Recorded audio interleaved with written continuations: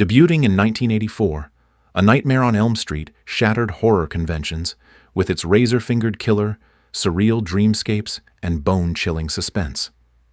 Freddy Krueger rapidly cemented his place as a horror icon, turning the film into one of the most groundbreaking slashers of its era. But how much do you really know about it? From behind-the-scenes obstacles to shocking casting twists and surprising inspirations, here are 15 things you didn't know about A Nightmare on Elm Street, 1984. 1. The Evil Dead Easter egg. One of the most surprising bits of synergy in A Nightmare on Elm Street is its subtle nod to Sam Raimi's The Evil Dead. Although on the surface these two films might seem like completely separate horror experiences, one featuring a dream-invading villain, the other about demonic possession, they're actually linked by a playful back-and-forth tradition between Wes Craven and Sam Raimi. Craven slips in a poster or reference to The Evil Dead on set, almost like an in-joke that only the most attentive fans spot. This exchange goes back to The Evil Dead itself, where Raimi included a poster for Craven's earlier film, The Hills Have Eyes. In Raimi's eyes, it was a subtle gesture of admiration. Craven picked up on that and decided to return the favor in A Nightmare on Elm Street, effectively creating a little Easter egg exchange that fans still hunt for today. Horror lovers, especially those who follow both directors, see it as a sweet sign of mutual respect.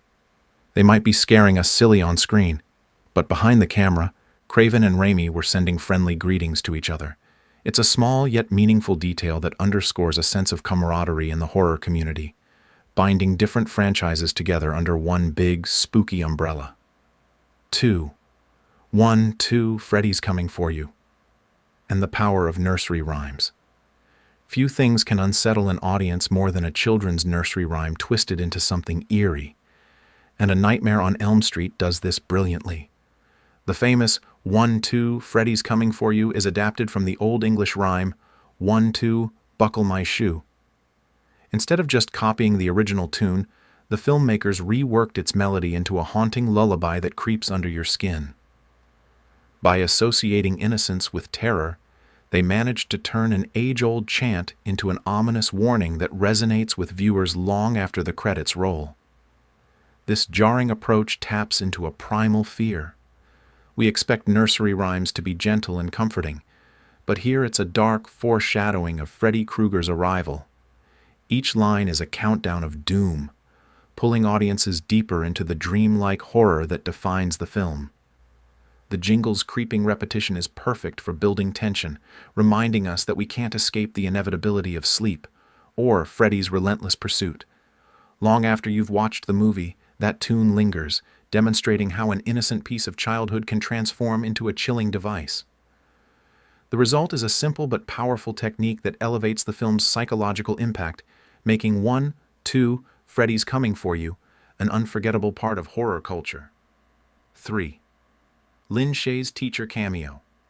If you blink, you might miss Lin Shaye's appearance in A Nightmare on Elm Street, but her cameo is a treat for horror aficionados.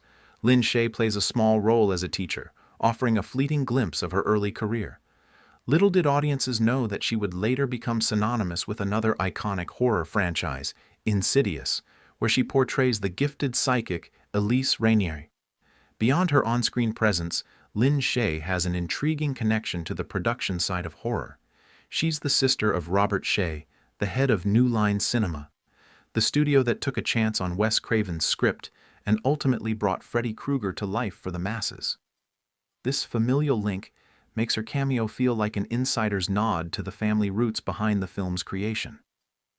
While her role here is small, it highlights the fact that even minor characters can turn into major names in horror down the line.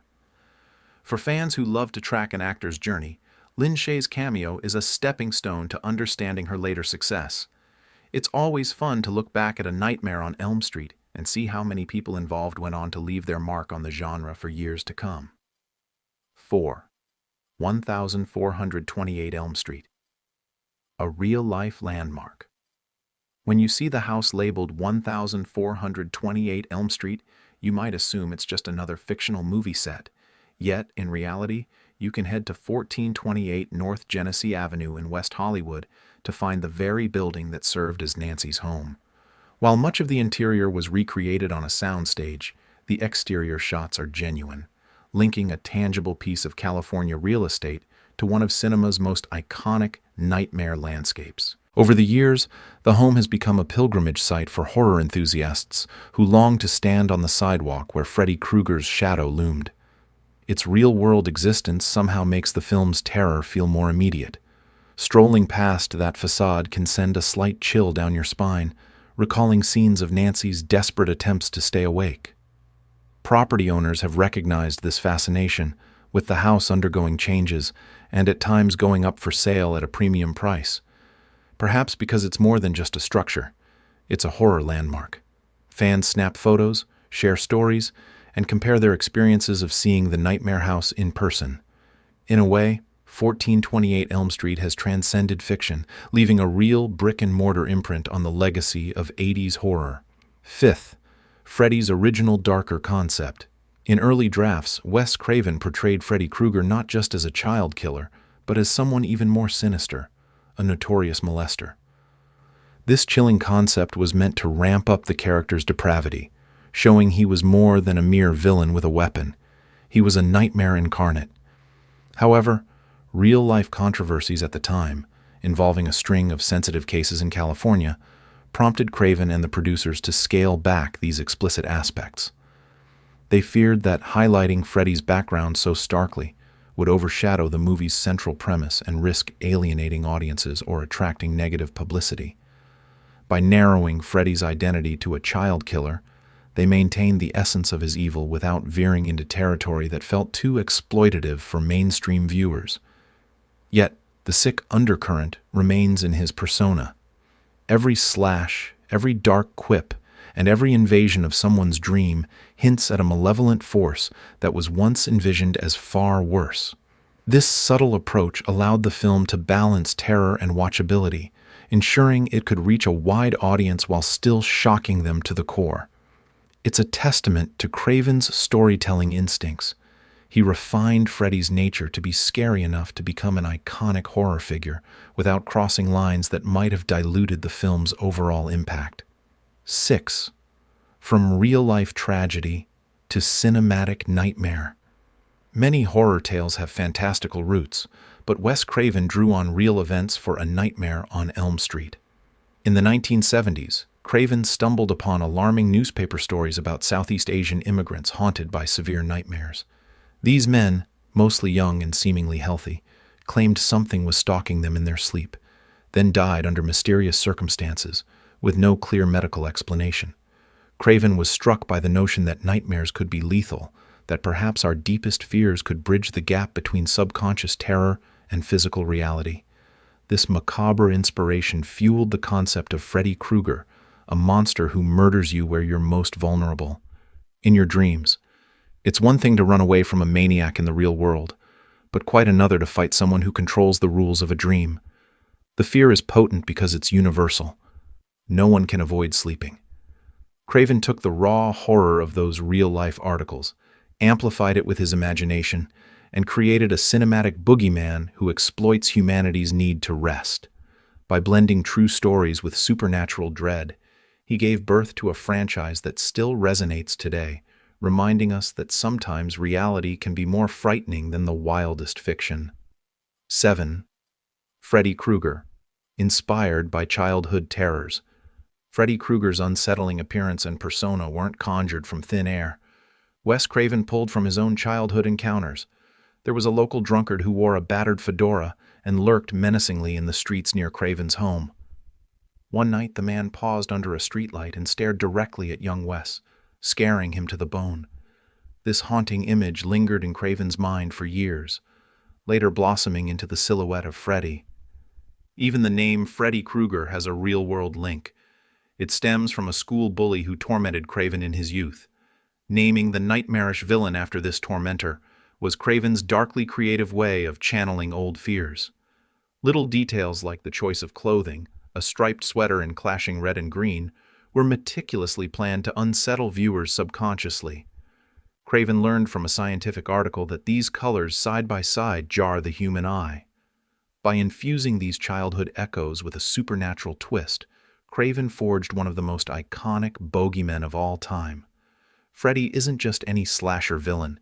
He's a deep-rooted personification of nightmares that tap into universal childhood fears: the stranger lurking outside your window, the relentless bully, the monster in the closet. 8. Crafting Freddy's look. When shaping Freddy Krueger's horrific visage, Craven broke from the classic slasher mold. He didn't want a mute figure hidden behind a blank mask, a la Michael. He wanted someone who could speak, sneer, and taunt his victims. The result? A face marred by severe burns, famously said to be inspired by the texture of pepperoni pizza. It's an image both grotesque and strangely mesmerizing, forcing viewers to confront the concept of decaying flesh whenever Freddy appears. The glove was another bold choice. Instead of a single blade, Freddy wields a menacing glove fitted with razor-sharp fingers. Craven was inspired by a cat's claws, a natural hunting tool that is both sleek and terrifying. By adapting this idea into a metallic glove, he introduced an inventive new weapon that instantly set Freddy apart from conventional slashers. Coupled with the red and green sweater, deliberately chosen to strain the viewer's eyes, the overall design is an attack on the senses.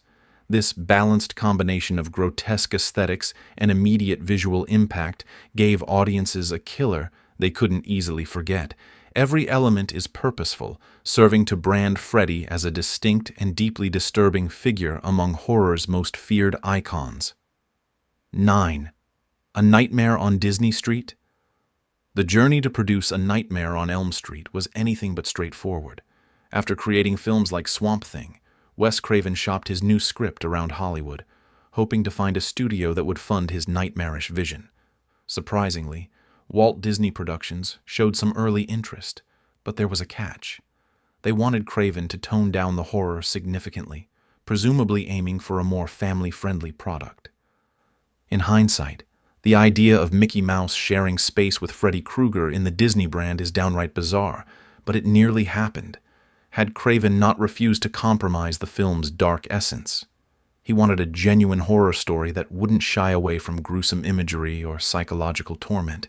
Disney, known for magical tales and happy endings, was not the right home for a demon who mutilates teenagers in their sleep. Eventually, Craven's refusal paved the way for him to team up with New Line Cinema. Today, fans can hardly imagine A Nightmare on Elm Street under any banner but New Line's, which became synonymous with 80s horror.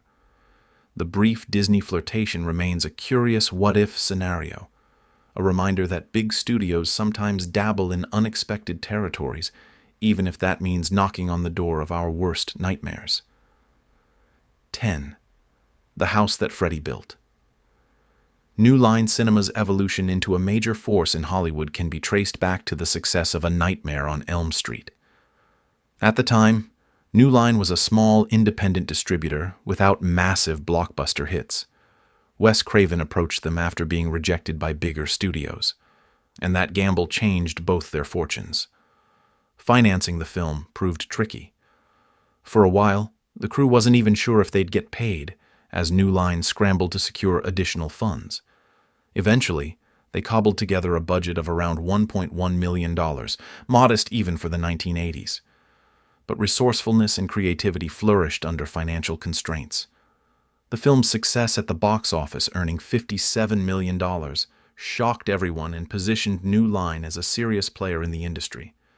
Given that A Nightmare on Elm Street essentially kept New Line afloat and propelled it forward, the company earned the nickname, The House That Freddy Built. This success story illustrates how a single project can remake a studio's destiny. It's a testament to believing in daring ideas. If you take a chance on a groundbreaking concept, and you have the right team to execute it, you might just usher in a new era for both horror cinema and the studio itself. 11. The Original Freddy, Concept and Casting. Freddy Krueger wasn't always envisioned as the wiry, wisecracking fiend portrayed by Robert Englund. Initially, Wes Craven pictured him as an older, more decrepit figure, someone who exuded an eerie, grandfatherly menace.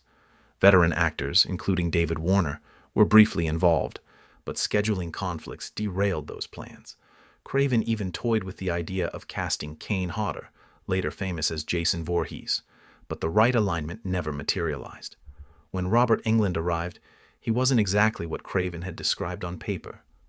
Englund was younger, smaller in stature, and had a distinct youthful energy. To appear more sinister for the audition, Englund applied cigarette ash around his eyes and slicked back his hair, channeling a rodent-like twitchiness. This approach caught Craven's attention.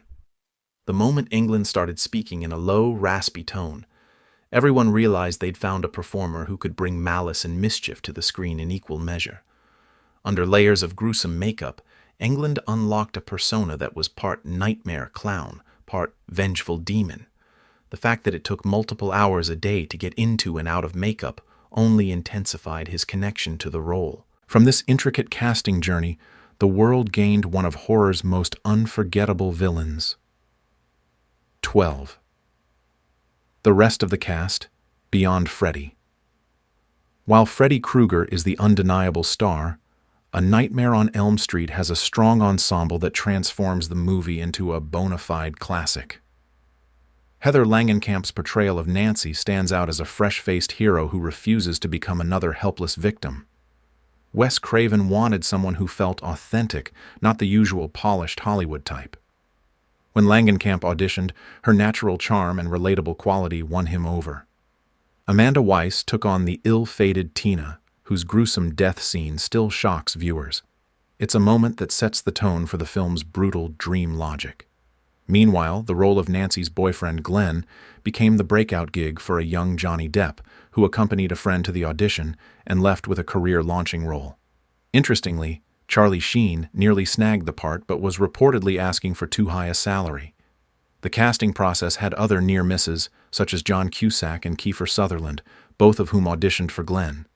In the end, Craven found exactly the right balance of recognizable faces and emerging talents, each bringing an earnestness that grounds the supernatural terror.